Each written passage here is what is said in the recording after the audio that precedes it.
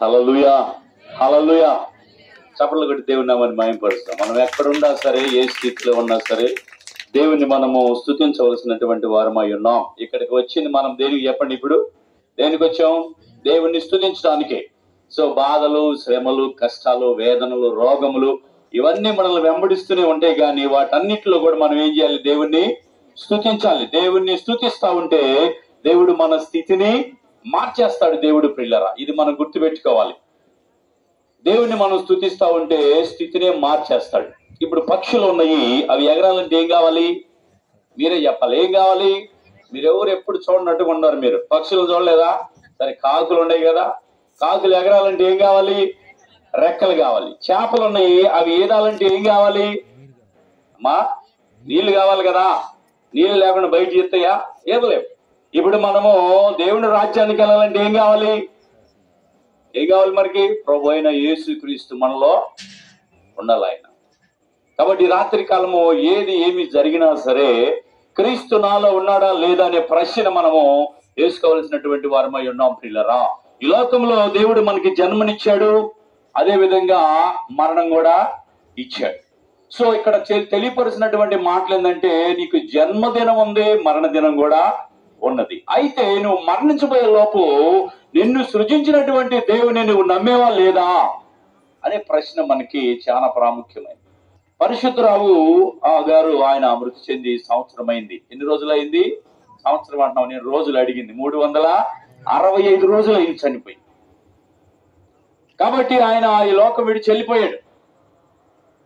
జన్మదినము, మరణ దినము. కానీ దేవుణ్ణి తెలుసుకున్నామా? దేవుని యొక్క వాక్యము మనకి క్లియర్ గా తెలియపరుస్తుంది. దేవుడు అనేక విధాలుగా మనకి తెలియపరిచాడు. ఈ లోకంలో నువ్వు ఎన్ని సంవత్సరాలు జీవిస్తావు అనేది ప్రాముఖ్యం కాదు, కానీ ఎన్ని సంవత్సరాలు దేవుణ్ణి స్తుతిస్తావు అనేటువంటిదే చాలా ప్రాముఖ్యమైనది.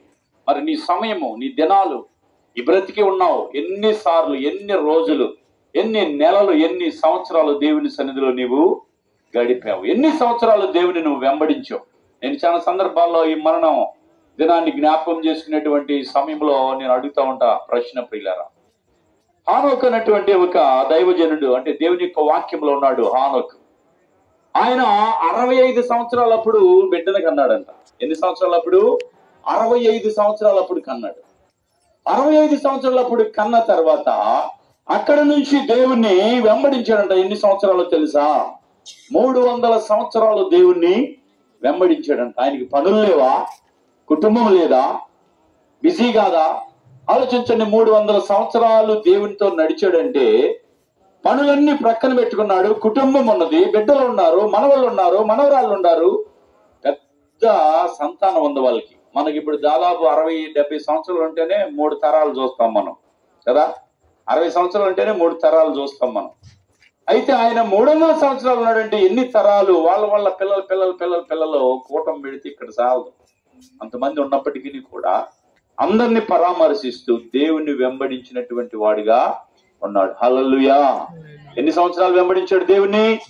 300 సంవత్సరాలు దేవుణ్ణి వెంబడించడం అంటే ఏంది? ఆయనతో నడుస్తూ ఉన్నాడు. నడవటం అంటే ఏంది? దేవునికి ఆయన హృదయాన్ని ఇచ్చేసేసి దేవుని ఆరాధిస్తూ, స్తుతిస్తూ, దేవుని కొరకు లోకంలో ఎదురయ్యేటువంటి వాటన్నిటిని కూడా విడిచిపెట్టి దేవుని కొరకు నీతిమంతుడుగా జీవించుచు కొనిపోబడ్డాడంట. ఆయన మరణించలేదు. ఆయన ర్యాప్చర్ వచ్చేసింది. ఇప్పుడు మనందరం ఎదురు చూస్తున్నాం, రెండో రాకడ రాబోతుంది అని. దాన్ని ర్యాప్చర్ అంటారు. రెండవ రాకడ రాబోతుంది. ఆయన రాగానే ఏం చేస్తాడు? ఆయన కోసం ఎదురు చూసే వారిని ఏం చేస్తాడు? ఆయన ఎదురు చూసే వారిని తీసుకెళ్తాడు. సో అదే విధంగా అప్పట్లోనే ఈ హానోకు దినాల్లోనే దేవునితో నడుస్తూ ఉండగా, అంతే నడుస్తూ ఉండగా కొనిపోబడ్డాడంట. ఆయన డిసప్పీర్ అయిపోయాడు, మాయమైపోయాడు, అంతే కనపడకుండా వెళ్ళిపోయాడు దేవునితో. హల్లెలూయా. అలా వెళ్ళాలయ్యా నేను కూడా అన్న వాళ్ళు చేతులు ఎత్తాలి. అప్పుడే ఎందుకయ్యా అంటారేమో. అప్పుడే ఎందుకు? మనం అలా వెళ్తే ఎంత ధన్యతో తెలుసా? ఇందాక అయ్యగారు చెప్పాడు లాజరు ధనవంతుడి స్టోరీ కదా. వేదన పడేటువంటి స్థలంలో ఉన్నాడు దేవుని అంగీకరించకపోవటం వలన. ఇప్పుడు ఆ స్థితి కావాలా? దేవునితో కొనిపోబడటం కావాలా? మనకి ఏది కావాలి? దేవునితో కొనిపోవటం చాలా ప్రాముఖ్యమైనది. మనం దేవునితో ఇప్పుడు కొనిపోతామో లేదో గాని ఆయన రాకడ వచ్చినప్పుడు మాత్రము ఎగిరేవారముగా, దేవుడు పిలిచినప్పుడు అక్కడికి వెళ్ళేవారముగా, లేకపోతే చాలా ప్రమాదకరమైనటువంటి పరిస్థితులు మనం ఎదుర్కోవాలి ప్రియులారా. నాకు చాలా మంది స్నేహితులు ఉన్నారు వేరే వేరే దేశాల నుంచి. చాలా మంది థియాలజియన్స్ ఉన్నారు, బైబిల్ స్కాలర్స్ ఉన్నారు. వాళ్ళు నాకు కొన్ని ఫొటోస్ తో కూడినటువంటి కొన్ని పంపిస్తా ఉంటారు నాకు. అందులో చూస్తే రాప్చర్ ఈజ్ వెరీ సూన్ అని పెడుతున్నారు. అంటే రాకడ బహు సమీపముగా ఉన్నది, ఎన్నో సూచనలు జరుగుతున్నాయి, ఎన్నో రకాల పరిస్థితులు ఏర్పడుతున్నాయి, ఈ లోకం మీదకి ఉగ్రత రాబోతుంది, ప్రజలు ఇంకా దేవుణ్ణి అంగీకరించకుండా ఉన్నారని రకరకాలుగా యొక్క ఫోటోలు పెడుతూ ఉంటే అది చదువుతుంటే భయం వేస్తా ఉంది. ఎప్పుడో తెలియదు. దేవుడు చెప్పాడు, యేసు ప్రభు చెప్పాడు, అయ్యా నువ్వు ఎప్పుడు వస్తావు అని ఆ శిశువుతో మాట్లాడుతున్నప్పుడు ఆయన దినము చెప్పలేదు, ఎప్పుడు వస్తాడో చెప్పలేదు, ఏ గడిలో వస్తాడో చెప్పలేదు. ఇది నా తండ్రికి తప్ప నాకు కూడా తెలియదు అన్నాడు. మరి ఆయన ఎప్పుడు వస్తాడో మనకు తెలియదు. మరి మనం భయపడుతున్నామా ఎప్పుడు వస్తాడు దేవుడు అని? ప్రియులారా, భయపడుతున్నామా? మరణానికి భయపడుతున్నారు చాలా మంది, రోగానికి భయపడుతున్నారు చాలా మంది, ఆర్థిక పరిస్థితులకు భయపడుతున్నారు చాలా మంది, ఎరుగు పొరుగు వాళ్ళు ఏమైనా అంటారేమని భయపడుతున్నారు చాలా మంది. కానీ పరలోకానికి తీసుకెళ్లే పరిశుద్ధాత్మ దేవునికి ఎవరు కూడా భయపడట్లేదు. ఈ రాత్రి కాలం నేను మీకు తెలియపరుస్తున్నాను, ఈ యొక్క పరిశుద్ధరావు యొక్క సంవత్సరికము జ్ఞాపకార్థ కూటంలో యేసు ప్రభుకి నువ్వు భయపడుతున్నావా? ప్రశ్న వేసుకోవాలి మనం పిల్లలు. ఆయన రాబోతున్నాడు త్వరగా. ఎలా వస్తాడో తెలియదు, దొంగ వలే వస్తానంటున్నాడు. ముందుగానే డేట్ చెబితే అందరూ చక్కగా వండుకొని తిని అన్ని అమ్మి వేసుకుని ఎంజాయ్ చేసి వచ్చే వారం వస్తాడేమని చెప్పాడు అనుకోండి, ఆ వారం కోసం ఎదురు చూస్తూ ఉంటారు కదా.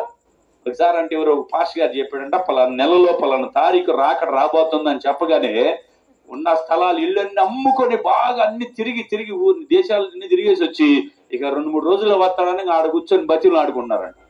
అయ్యా రక్షించాయి. మనం కూడా అట్టే చేస్తాం ఆయన డేట్ చెప్తే కదా. చేస్తావా లేదా? మీరు తలుపుతున్నారు కానీ ఖచ్చితంగా నేను అంతే చేస్తా. కొన్ని సందర్భాల్లో మన హృదయంలో ఉన్న కోరికలు చెప్పం బయటికి కదమ్మా, చెప్పం మనం. కానీ అందుకే యేసు ప్రభు చెప్పాడు, ఏ గడియ వస్తానో నాకు తెలియదు, ఏ దినము వస్తానో నాకు తెలియదు, తండ్రికి మాత్రమే తెలుసు. దొంగ వలే వస్తానంటున్నాడు, దొంగ వలే. నువ్వు సిద్ధపడుతున్నావా? దొంగ వలే ఆయన వచ్చినప్పుడు నిన్ను తీసుకొని వెళ్ళటానికి ఆయన సిద్ధపడి వస్తున్నప్పుడు నువ్వు సిద్ధపడుతున్నావా? యోహాను రాసిన సువార్త 14వ అధ్యాయంలో రాయబడింది. యోహాను రాసిన సువార్త 14వ అధ్యాయము, మీ హృదయమును కలవరపడనీయకుడి, దేవుని యందు విశ్వాసముంచుచున్నారు, నా యందు విశ్వాసముంచుడి, నా తండ్రి ఇంట అనేక నివాసములు కలవు, లేని ఎడల నేను మీతో చెబుతుంది ఏంటంటే మీకు స్థలమును సిద్ధపరచ వెళ్ళుచున్నాను. నేను వెళ్ళి మీకు స్థలము సిద్ధపరిచిన ఎడల నేనుండు స్థలములో మీరును ఉండులాగున మరలా వచ్చి నా యొద్ద నుండుటకు మిమ్మును. హల్లెలూయా. యేసయ్య మరలా వచ్చి మనల్ని తీసుకొని వెళ్తాడు. ఎంత గొప్ప ధన్యత చూడండి. నువ్వెవరివి, నేనెవరిని? ఆ పరిశుద్ధ దేవుడు పరలోకంలో ఉండేటువంటి దేవుడు, ఆయన మరలా వచ్చి మనల్ని తీసుకొని వెళ్తానికి ఆయన రాబోతున్నాడు, సిద్ధపడ్డాడు ఆయన. ఈ ప్రపంచంలో ఈ మత్తయి రాసిన సువార్త 24వ అధ్యాయంలో రాయబడిన చాలా విషయాలు. ఆయన ఎప్పుడు వస్తాడు, వచ్చే ముందు ఏ విధంగా ఉంటుంది అన్ని రాయబడింది ఇక్కడ. మనం చదువుకుంటూ ఇంటికి వెళ్ళిన తర్వాత క్లియర్గా అందులో రాయబడింది. ఆయన వచ్చే ముందు ఏం జరుగుతుందంటే భూకంపాలు వస్తాయంట. ఆయన వచ్చే ముందు ఏం జరుగుతుందంటే రాజ్యాల మీద రాజ్యాలు లెగుస్తాయి అంట, జనముల మీద జనాలు లెగుస్తారంట. ఆయన వచ్చే ముందు ఏం జరిగిద్దంటే తెగుళ్ళు వస్తాయంట. ఆయన వచ్చే ముందు ప్రేమ చల్లారిపోయిద్దంట. ఆయన వచ్చే ముందు అన్యాయము విస్తరించిద్దంట. ఇవన్నీ దినాలు జరుగుతున్నాయా లేవా? మొన్న నేను వార్త చూస్తా ఉంటే భార్య అంట భర్తను చంపేసేసి డాబా మీద పెట్టి నీళ్ళ ట్యాంకులో ఆమెను వేసేసింది. ఎంత ప్రేమిస్తుందో చూడండి. ప్రేమిస్తుందా? అసలు ఎన్ని విషయాలు మనం ఈ దినాల్లో వింటున్నామో. దుర్వార్త వింటున్నాం మనం. శుభవార్త ఏమిటంటే యేసు ప్రభు మరలా వచ్చి మనల్ని తీసుకొని పోవటానికి రాబోతున్నాడు ఆయన. ఎన్నో జరుగుతున్నాయి చుట్టుపక్కల ఈ ప్రపంచంలో, ఎన్నో రకాల భూకంపాలు వస్తున్నాయి, యుద్ధ సమాచారం వింటున్నాం మనం. 2 సంవత్సరాల నుంచి యుద్ధం జరుగుతుంది ఒక చోట. ఎక్కడ చెప్పండి, ఎక్కడ జరుగుతుంది? 2 సంవత్సరాల నుంచి యుద్ధం ఆగకుండా జరుగుతుంది. ఎక్కడ? ఇస్రాయేల్ దేశంలో. పిల్ల 2 సంవత్సరాల నుంచి. మొన్నక న్యూస్ నేను చూస్తా ఉన్నాను, అక్కడ ఎంతో మంది భయానికముతో దాక్కొని ఉన్నారు. పిల్లలు ముక్కులు పగిలి, మూతులు పగిలి, ఏం చేయలేక బురదలో పండుకొని ఉన్నారు. ఆహారం పెట్టేవాళ్ళు లేరు, మందులు ఇచ్చేవాళ్ళు లేరు, ఎప్పుడు ఏం బాంబడితో తెలియదు.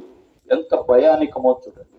హాయిగా ఉన్నాం మనం, 4-5 పూటలు తింటా హాయిగా మంచి వస్త్రాలు కట్టుకుంటా మంచి గృహాల్లో మనము జీవిస్తున్నాం. ఆ దేశం పక్కన ఉన్నటువంటి వారు ఎంత బాధను అనుభవిస్తున్నారో తెలుసా? కొంతమంది ఇశ్రాయేలు ప్రజలను పట్టుకెళ్లి బందీలుగా ఆ గృహంలో పెడితే వాళ్ళకి అన్నం ఇక, నీళ్లు ఇక, వస్త్రాలు ఇక, అలమటిస్తూ బాధపడుతూ ఎంత వేదనకరమైన పరిస్థితిలో ఉన్నారు. మనమేమో హాయిగా ఉన్నాం. మనం ఈ చుట్టుపక్కల జరిగేటువంటి పరిణామాలు, యుద్ధాలు జరుగుతున్నాయి, భూకంపాలు వస్తున్నాయి, సునామీ వస్తుంది, కరువులు వస్తున్నాయి, తెగుళ్ళు వస్తున్నాయి, అన్యాయము విస్తరించిపోతుంది అన్యాయం, ప్రేమ చల్లారిపోతుంది. ఇవన్నీ కూడా రాకడకు సూచనలని వాక్యం సెలవిస్తుంది. మేము వచ్చినప్పుడు ఏ అంశం అయితే ఆ అంశం గురించే మాట్లాడుతూ ఉంటాం. మేము పుట్టినరోజు అయితే పుట్టినరోజు, చచ్చిపోయిన రోజు అయితే చచ్చిపోయిన రోజు, పెళ్ళి అయితే పెళ్లి మాటలు కదా. మనకు కావాల్సింది ఏం మాటలు? రక్షణ పొందేటువంటి మాటలు మనకి కావాలి. మరి ఇన్ని విధాలుగా సంభవిస్తుంటే నువ్వు ఆలోచించావా? నీకు రక్షణ ఉందా? యేసు ప్రభు నీ సొంత రక్షకుడిగా అంగీకరించావా? ఈ రాత్రి కాలం ఆలోచించాలి మనం. నిత్య జీవం అంటే ఏమిటి? నిత్య జీవము చూడండి, మనం దేవుని యొక్క వాక్యంలో మనం చూస్తే నిత్య జీవం అనేటువంటిది చూడండి పిల్లరా, మనిషి పుడతాడు, చచ్చిపోతాడు, తర్వాత నిత్య జీవం అనేటువంటిది ఒకటి ఉన్నది. ఏంటది? నిత్య జీవం అనేటువంటిది ఒకటి. ఆ నిత్య జీవం ఎలా వస్తుంది మనకి?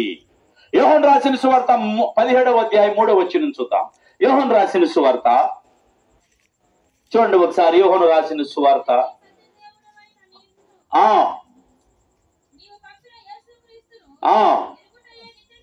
ఏంటంట? నిత్య జీవం అంటే ఏమిటి? అద్వితీయ సత్య దేవుడవైన నిన్నును నీవు పంపిన యేసుక్రీస్తుని ఎరుగుటయే నిత్య జీవము. పిల్లరా, ఎక్కడికి వెళ్ళాల్సిన అవసరం లేదు. ఇందాక స్టోరీ విన్నాం. ధనవంతుడికి నిత్య జీవం దొరికిందా? అన్ని దొరికిన లోకంలో, అన్నిటిని అనుభవించిన లోకంలో, ఎంజాయ్ చేశాడు ఈ లోకంలో. నిత్య జీవం ఆయనకి దొరకలేదు. మరి ఆ పేదవాడైనటువంటి లాజరుకి దొరికిందా నిత్య జీవము? ఏమీ లేదు, గృహము లేదు, వస్త్రాలు లేవు, అనారోగ్యంగా ఉన్నాడు, ఆహారం లేదు. కానీ యేసు ప్రభుని ఆయన సంపాదించుకొని ఉన్నాడు. యేసు ప్రభుని సంపాదించుకొనగా ఆయనకి దొరికింది ఏంటంటే నిత్య జీవము. నిత్య జీవం అంటే ఏంది? ఎవ్రీ లాస్టింగ్ లైఫ్ అంటే ఇక యుగ యుగాలు జీవించడమే దేవునితో. మరణం లేదు ఇక. ఈ శరీరానికి మరణం ఉన్నది కానీ ఆత్మకి మరణము లేదు. ఈ ఆత్మ ఉంటే నరకంలో ఉండాలి, లేకపోతే దేవుడు ఏర్పాటు చేసినటువంటి స్థలములో ఉండాలి. ప్రియులారా, దేవుడు అంట ఆయన ఏం చేయబోతున్నాడంటే వచ్చి ఆయన మృతి చెందిన వారిని లేపబోతున్నాడు. ఆయన మృతి చెందిన వారు లెగవాలంటే ఏం చేయాలి చెప్పండి? బ్రతుకున్నప్పుడు యేసు ప్రభుని సొంత రక్షకుడిగా అంగీకరించాలి. బ్రతికి ఉన్నప్పుడే యేసు ప్రభుని నీ సొంత రక్షకుడిగా నువ్వు అంగీకరిస్తేనే నువ్వు మృతి చెందినా సరే ఆయన నిన్ను లేపుతాడు. ఇంగ్లీష్ లో డెత్ విల్ బి రైస్, చనిపోయిన వారు తిరిగి లెగుస్తారని వాక్యం సెలవిస్తుంది. 1 కొరింథీయులకు రాసిన పత్రిక చూడండి ఒకసారి. 1 కొరింథీయులకు రాసిన పత్రిక 15వ అధ్యాయము 35వ వచనం చూద్దాం. 1 కొరింథీయులకు రాసిన పత్రిక 15:35. అయితే మృతులు ఎలాగూ లేచురు, వారి ఎట్టి శరీరముతో వచ్చురని ఒకడు అడుగుతున్నాడు. మీరు అడగరేంది ఇప్పుడు? మృతులు ఎలాగ లెగిస్తారయ్యా అని. చచ్చిపోయినాడు మళ్ళీ లెగిస్తారా? మళ్ళీ చచ్చిపోయిన వాళ్ళు మీరు చూసి తలకాయ కూర్చున్నారట. అంటే మీరు దేవుని ఇంకా విశ్వాసము వచ్చలేదు దేవుని మీద. మృతులు లెగిస్తారా లేగవరా? చెప్పాలి మీరు నా ప్రశ్నకి. మృతులు లెగిస్తారా లేదా? అందుకే ఈ వాక్యం చదువుతుంది మనం. ఆల్రెడీ యేసు ప్రభు మృతి చెంది తిరిగి లేచాడు కాబట్టి చెప్పాలి. యేసు ప్రభు మానవుడిగా ఈ లోకంలో జన్మించాడు. ఎందుకంటే మనం ఇంకా తెలుసుకోవాలి ఆయన గురించి. యేసు ప్రభు ఒక దేవుడై ఉండి మానవుడిగా ఈ లోకంలో జన్మించి ఆయన మృతి చెంది ఆయన తిరిగి మరలా లేచాడు కనుక మనము కూడా ఒక దినము లెగబోతున్నటువంటి విశ్వాసము నిరీక్షణ ఆయన మనకి ఇచ్చాడు. ఇప్పుడు చెప్పండి, లెగిస్తారు లెగవరా? లెగవాలి. మనము లెగవాలంటే ఆ యేసు ప్రభుని నువ్వు వెంబడించాలి, ఆయన నువ్వు అంగీకరించాలి, ఆయన నమ్మాలి, ఆయన నీ హృదయంలో చేర్చుకోవాలి. చేర్చుకున్నప్పుడే ఆయన యందు విశ్వాసం ఉంచినప్పుడే. అందుకే ఇక్కడ రాయబడినటువంటి మాట మనం చూస్తే చూడండి, ఇప్పుడు చదువుకున్నాం మనము. చూడండి ఒకసారి. మృతులు ఎలాగూ లెగుతారు, వారు ఎట్టి శరీరంతో లెగుస్తారు. ఒకడు అడుగుతున్నాడు, ఓ అవివేకి. చూడు ఏమన్నాడు, ఓ అవివేకి అంటే నీకు ఇంకేం అర్థం కాల, నీకేం తెలుసుకోవాలి ఇంకా నీవు దేవుణ్ణి. యేసు ప్రభు 2000 సంవత్సరాల క్రితం ఈ లోకానికి వస్తే ఆయన గురించి ఇంకా తెలుసుకోలేదు. ఏదేదో తెలుసుకుంటున్నాం మనం, దేవుని గురించి తెలుసుకోవాలి. అందుకే ఓ అవివేకి, నీవు విత్తినది చచ్చితేనే గాని బ్రతికింపబడదు కదా. నువ్వు విత్తింది చచ్చితేనే గాని బ్రతికింపబడదు కదా. మనకు చాలా మంది వ్యవసాయం గురించి తెలుసు. వ్యవసాయంకి వెళ్ళిపోయినా ఇక్కడే ఉండి మనం చూస్తాం. కొన్ని ఏదన్నా మనం తిని జాంకాయ తిన్నాం, లేకపోతే ఏదన్నా బాదంకాయ తిన్నాం. తినినప్పుడు ఆ విత్తనం తీసుకున్నాం, ఆ విత్తనం ఎండిపోయి ఉంటది. ఆ విత్తనంలో ఏది కూడా మనకు కనపడదు. కానీ విశ్వాసముతో ఏం చేస్తున్నాం మనము? ఆ విత్తనము నాటిన తర్వాత మరలా దానిలో నుంచి ఇంత చెట్టు వచ్చిందని నీకు తెలుసా నీకు? అదే విశ్వాసం అంటే. ఈ చచ్చిపోయినటువంటి విత్తనము ఇది చచ్చిపోతేనే గాని దానిలో నుంచి జీవం రాదు. అదే ఇక్కడ రాయబడినటువంటి మాట మనం చదివితే ఇక్కడ రాయబడింది. ఏమని రాయబడింది?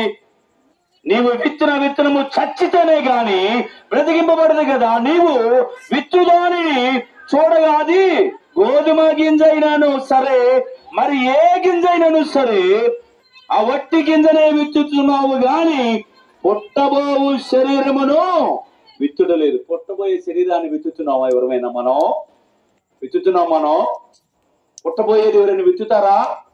విత్తనం వేస్తుండగా వేసి వచ్చి నువ్వు పండుకొని 2-3 రోజులు అయిన తర్వాత ఆటోమేటిక్ గా దానిలో నుంచి గ్రీన్ గా బయటకు వస్తుంది. హల్లెలూయా చెప్పాలందరూ, హల్లెలూయా. మనము చూడనటువంటిదే చూస్తున్నాం. మనం ఆ విత్తనం ఏ విధంగా చచ్చిపోయిందో, దానిలో మొలకెట్టొచ్చిందో, అదే విధంగా నీవు చచ్చిన తర్వాత నీలో నుంచి ఒక జీవమైనటువంటి ఆత్మతో నీవు వెళ్ళిపోతావు. ఇప్పుడు ఫర్ ఎగ్జాంపుల్ యేసు ప్రభు ఇప్పుడే వచ్చాడు అనుకోండి, వచ్చి బోర ఊదాడు అనుకోండి. బోర ఊదితే ఏమైందంట? ఏమైంది చెప్పండి? చచ్చిపోయిన వారు మొదట దిగుతారు. ఆ తర్వాత బ్రతికి ఉన్నటువంటి సజీవులుగా ఉన్నటువంటి మనం ఇట్టనే వెళ్ళిపోతామా? చెప్పండి, ఇట్టనే వెళ్ళిపోతాం మనం. దేవుని యొక్క వాక్యం సెలవిస్తున్న రక్త మాంసములు దేవుని యొక్క రాజ్యానికి స్వతంత్రించుకోలేవు. ఒకవేళ నాలో పరిశుద్ధత, పవిత్రత, నీతి, నేను క్వాలిఫైడ్ పరలోక రాజ్యానికి వెళ్ళటానికి నాకు అర్హత దొరికిందనుకో, ఇప్పుడు యేసు ప్రభు వచ్చి మధ్యకాశం బోర ఊచి ఉన్న పాటన రెప్పపాటున ఈ శరీరంతో నేను వెళ్ళలేను. మరి నాలో నుంచి ఏం రావాలి? జీవము కలిగినటువంటి మహిమ శరీరముతో అక్కడికి వెళ్ళేది. ఈ శరీరం తెల్లలేం ప్రియులారా, ఈ శరీరం తెల్లలేం. అందుకనే ఇక్కడ రాయబడినటువంటి మాట, ఆ విత్తనము చచ్చితేనే గాని బ్రతికింపబడదు. నువ్వు చస్తేనే గాని బ్రతికింపు. చాలా మందికి చావు అంటే భయం. ఎంతమందికి చావు అంటే భయం చెప్పండి చేయత్తండి. అందరికి భయమే.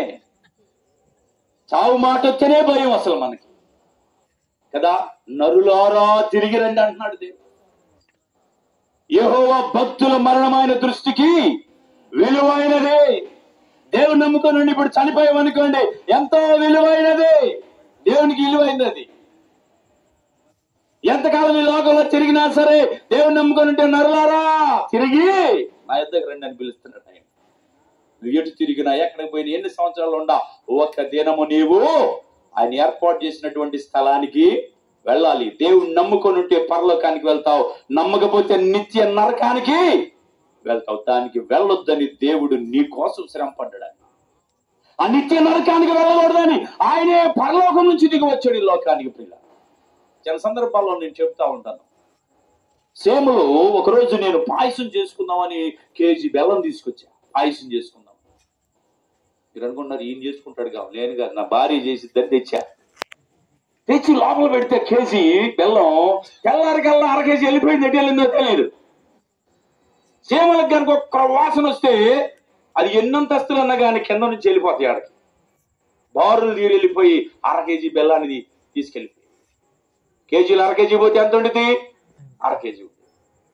మీకు రాదు, నేను అడగట్లా, జస్ట్ యాక్టివ్గా ఉంటారు, చెప్తారు, సమాధానం చేస్తే నేను చెప్పేది మీకు బాగా వినపడిద్ది కదా.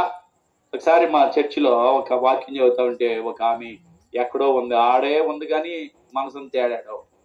అవంటుంది ఎక్కడలేదయ్యా అంటుంది. ఏంటంట? ఎక్కడలేదయ్యా అంటుంది. మీలో ఎంతమంది చెప్తారు ఎక్కడలేదయ్యా అన్న వాళ్ళు చేతులు ఎత్తాలి. హల్లెలూయా. అది అంటున్నారు ఎక్కడలేదయ్యా. దేవుని యొక్క వాక్యము ఎక్కడలేదంట. హాస్పిటల్కి వెళ్ళేమో నీరసం ముందు ఏం పెడతారు, అది బాగా తెలుసు మీకు. ఇప్పుడు సెలైన్ పెట్టినప్పుడు జీవం ఉన్నవాడికి వెళ్ళిద్దా, జీవం లేనివాడికి వెళ్ళిద్దా సెలైన్? చెప్పండి. జీవం ఉంటేనే సెలైన్ పెట్టేది, ఎక్కేది.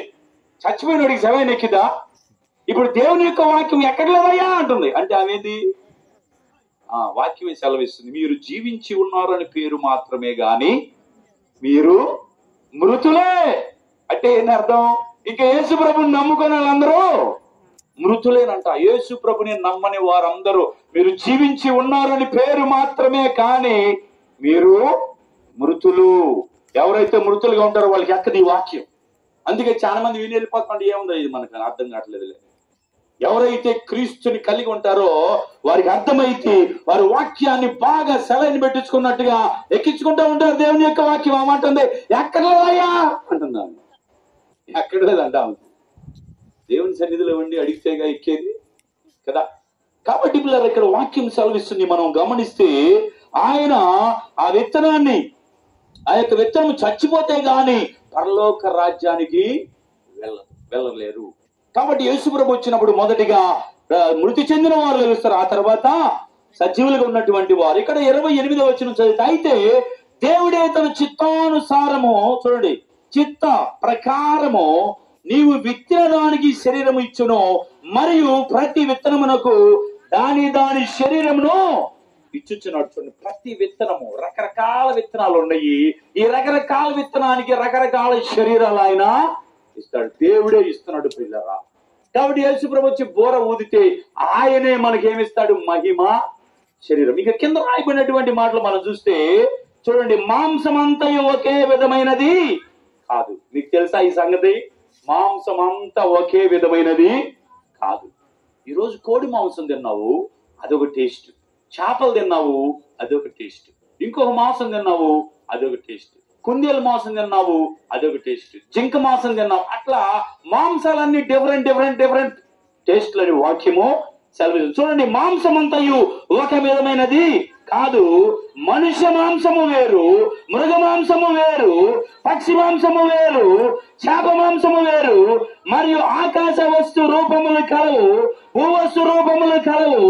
ఆకాశ వస్తు రూపములు మహిమ వేరు, భూవస్తు రూపముల మహిమ దేని రూపం దాన్ని, దేని మహిమ దాని. భూలోకములో ఉన్నటువంటి దాని మహిమ వేరు, పరలోకంలో ఉన్న దాని మహిమ వేరు వేరు. జపాన్ దేశంలో డబ్బులు బాగుంటాయంట. జపాన్ దేశంలో అక్కడ బాగుండటం వల్ల ఏం చేయాలో అర్థం కాదు. మనుషులకు డబ్బులు ఎక్కువైతే ఏం చేస్తారు చెప్ప, డబ్బులు ఎక్కువైతే ఎర్రి పుడతా ఉంటుంది. రోజు ఏడకోసం వాటికి వెళ్దాం, ఏదో ఒకటి తిందాం, ఏదో ఒకటి చేద్దాం, ఏదో ఒకటి కొత్తది ట్రై చేద్దాం. రోజు మా డబ్బులు ఉన్నప్పుడు ఆ దేశంలో ఇంతకుముందు మనం చూస్తే ఏ వస్తువు చూసినా సరే మేడ్ ఇన్ జపాన్ అని ఉంటది. ఏ వస్తువు అయినా సరే మేడ్ ఇన్ జపాన్. ఇప్పుడు మీకు ప్రశ్న, ఇప్పుడు మనం ఏ వస్తువు చూసినా ఏ దేశం పేరు ఉంటుంది? వెరీ గుడ్, బాగా తెలుసుకున్నారు. ఇప్పుడు అన్ని కూడా మేడ్ ఇన్ చైనా, అంటే చైనాలో తయారయ్యి వస్తున్నాయి అన్నమాట. మనకి ఇంతకుముందు జపాన్. సో వాళ్ళకి డబ్బులు బాగా ఉండి ఏం చేయాలో తెలియక అన్నిటిని తినేశారు. పురుగులు, పాములు, తేళ్లు, కప్పలు అన్నిటిని ట్రై చేసేసారు. ఇక కొత్తది కావాలని చూస్తున్నారు. కొత్తదనం చూసి ఏం చేశారో తెలుసా? అక్కడ హోటల్స్ కట్టారంట. వాటిల్లో వెళ్ళి హోటల్లో కూర్చొని మనం కనుక హోటల్లో మెనూ చూసి chicken 65, mutton biryani, chicken biryani, రొయ్యల బిర్యానీ అట్లా ఆర్డర్ చేస్తామో అక్కడంట బేబీ 6, బేబీ 9 అని బ్రెయిన్స్ అమ్ముతారంట. ఏమమ్ముతారు? మెదడు. బేబీ 6 అంటే 6 నెలల బేబీ బ్రెయిన్, బేబీ 9 అంటే 9 నెలల బేబీ బ్రెయిన్ అంట. అది ఫ్రై చేసి తీసుకొస్తారు. ఎంత కాస్ట్లీ అది. అవి తినటం వలన పాపం ఎక్కువైపోయి అక్కడ ఏం చేయాలో తెలియక ఏడన్నా సరే భూకంపం వచ్చిందంటే ముందు ఎక్కడొచ్చింది? జపాన్లో వచ్చింది. దేవునికి వ్యతిరేకమైన క్రియలన్నీ కూడా, వ్యతిరేకమైనటువంటి కార్యాలు. అంటే మనుషులు అన్నిటిని ట్రై చేయాలి, అన్నిటిని తినాలని ప్రయత్నం చేస్తున్నారు. ఈ కరోనా దయ వల్ల అందరు ఖైదీనేసేస్తున్నారు. ఏది పడితే దొరికిందల్లా. ఇంతకుముందు ఇన్ని బిర్యానీ పాయింట్లు ఉండే, చీరాలు వెళ్తుంటే ఎన్ని తగులుతాయి చూడండి. బాగా కేజీ లెక్కలు అమ్ముతున్నారు బిర్యానీ. తినాలి, తాగాలి, ఇదే పనేక. అందుకే మాంసముల రుచి వేరు, భూమి మీద ఉన్నటువంటి వస్తువుల యొక్క రూపము వేరు, ఆ మహిమ వేరు, పరలోకం ఉన్నటువంటి మహిమ వేరు. ఆ పరలోకంలో ఈ భూలోకంలో ఉన్నది ఏది కూడా అక్కడికి వెళ్ళటానికి వెళ్ళలేదు. ఏది వెళ్ళినా సరే మధ్యలో తేలటమే, పైకి వెళ్ళటానికి లేనే లేదు. వెళ్ళే కొంది మనం కూడా తేలతాం ఆడట కదా. ఈ మధ్య అంతరిక్షంలోకి వెళ్ళిన వాళ్ళు ఆడ ఇరుక్కుపోయారు. వాళ్ళు పైకి వెళ్ళటానికి లేదు, కిందకి రావడానికి కూడా లేదు. చంద్రుడి మీదకి వెళ్ళారు వాళ్ళు. మళ్ళీ ఇక్కడ నుంచి వేరే ఒక ర్యాకెట్ వెళ్ళి వాళ్ళని సురక్షితంగా తీసుకొని వచ్చింది. నేను ఈ మాట ఎందుకు చెబుతానంటే, భూమి మీద వస్తువులు పరలోకానికి వెళ్ళటానికి అసలు లేనే లేదు, అవకాశం లేనే. ఎందుకంటే పరలోకం మహిమ వేరు, భూమి మీద ఉన్నటువంటి మహిమ. ఈ భూమి మీద నుంచి ఏ వస్తువు కూడా అక్కడికి పరలోకానికి మధ్యాకాశం దాకా, ఈ ఆకాశం ఆడదాకా వెళ్ళి ఆగిపోవటమే కానీ పరలోకానికి వెళ్ళటానికి వీల్లేదు. ఎందుకంటే పరలోకం మహిమ వేరు పిల్లరా. అందుకే దేవుడు ఆయన మనకి ఈ ఆత్మకి మహిమ కలిగినటువంటి శరీరాన్ని ఇస్తాడంట. ఆ మహిమ కలిగిన శరీరము ఎప్పుడైతే మనము ధరించుకుంటామో, యేసు ప్రభుని ఎవరైతే అంగీకరిస్తారో, సొంత రక్షకుడిగా ఆయన్ని స్వీకరిస్తారో, నమ్మి బాప్తిసము పొందుతారో, రక్షింపబడతారో, వారు ఆ బోర శబ్దము వినగానే ఇమీడియట్లీగా మహిమ శరీరం వారికి వచ్చి వాళ్ళు ఏమైపోతారు? వెళ్ళిపోతారు పైకి. బోర ఊదగానే, బోర శబ్దము వినగానే మనం పాడుకుంటా ఉంటాం. ఒకరు ఆ పొలములో ఇద్దరు పని చేస్తుండగా, ఇద్దరు తిరగలి విసురుచుండగా, ఒకరు ఎత్తబడి ఒకరు, దేవుని నమ్ముకున్న వాళ్ళు ఎత్తబడతారు, మిగతా వాళ్ళు విడువబడతారు. ఎప్పుడైతే ఆయన బోర ఊదగానే, మహిమ శరీరం రాగానే వెళ్ళిపోతారంట పైకి. వీళ్ళు దేవుడు ఆడుకుంటారు, ఏరి అని. ఎవరికి కనపడదు మహిమ శరీరం. ఏది నాతో తెరలు చెప్తుంది, కనపడలేదని కేసు పెడతారు. కాబట్టి పిల్లరా, మరణం అందరికి వస్తుంది. చిన్నవాళ్ళు, పెద్దవాళ్ళు, వృద్ధులు, యవనస్తులు, ప్రతి ఒక్కరికి మరణం వస్తుంది. ఈ మరణము రాబోయే లోకే జీవము కలిగినటువంటి దేవుని నీవు నేను తెలుసుకొని ఆయన కొరకు మనం జీవిస్తే, ఈ లోకంలో నువ్వు ఆనందించేది, నువ్వు సంతోషించేది, నువ్వు అనుభవించేది ఇదంతా శాశ్వతంగా ఉండేది కాదు, అశాశ్వతమైనది. ఇది ఎప్పుడు బుడ్డ పగిలినట్టు పగిలిపోయితే మనకు తెలియదు. అలాంటప్పుడు యేసు ప్రభుని నీ సొంత రక్షకుడిగా నువ్వు అంగీకరించకపోతే, ఆయన ఒకవేళ వచ్చి బోర ఊదితే ఆ బోర శబ్దానికి నువ్వు లేకపోతే నిత్య నరకము నీ కోసమో ఎదురు చూస్తుంది. అది తప్పించుకోవాలంటే ప్రభు అయిన యేసుక్రీస్తుని నీవు అంగీకరించు. ఇందాక మనం చదువుకున్నాం యోహాను సువార్త 14వ అధ్యాయంలో ఆయన వచ్చి నిన్ను తీసుకొని వెళ్తాడంట. అక్కడ నివాస స్థలములు ఏర్పాటు చేశాడు. ఆ నివాస స్థలములలో నిన్ను ఉంచటానికి ఆయన రాబోతున్నాడు. మరి నువ్వు సిద్ధపడ్డావా? ఆయన వచ్చి తీసుకొని వెళ్తానికి ఆయన సిద్ధపడ్డాడు. నువ్వు సిద్ధపడ్డావా? సిద్ధపడటం అంటే ఏంది?